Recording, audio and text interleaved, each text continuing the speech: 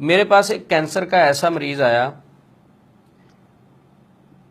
کہ میں اس کا جب قرآن سے علاج میں نے کیا الحمدللہ وہ ٹھیک ہوا، میں خود حیران ہو گیا۔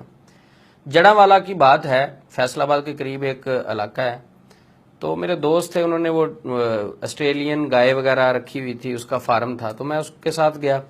تو اس نے کہا میرے پاس ادھر ایک بندہ کام کرتا ہے، چارہ وغیرہ ڈالتا ہے ادھر، تو اس کو کینسر ہے، ڈاکٹروں نے کہا اس کی خدمت کر لیں، ہفتہ 10 دن تک اگر یہ زندہ رہے گا تو اس کی خدمت کریں۔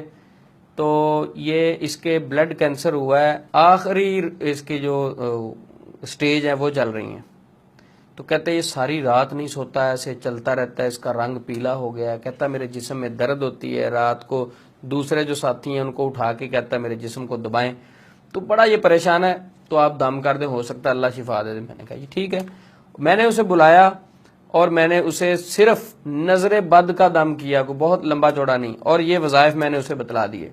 وہ کہتا میں تو قرآن نہیں پڑھا ہوا۔ میں نے کہا صرف سورۃ اخلاص پڑھ لیا کر، قل هو اللہ احد اللہ الصمد، کہتا مجھے یہ بھی نہیں آتی۔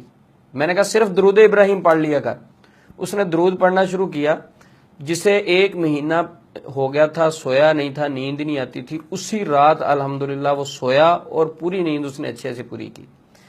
صبح اٹھے وہ بڑے خوش، انہوں نے پھر میرے ساتھ رابطہ کیا اور 3 دم اور کروائے۔ الحمدللہ یہ جو میں بات کر رہا ہوں وہ بندہ ابھی ریکارڈ میں زندہ ہے، اس کی رپورٹس اس کے پاس ہیں، اللہ نے اس کو قرآن پاک کے ذریعے سے عرش پر بیٹھے شفا دی ہے، میرا اس میں کوئی کمال نہیں ہے۔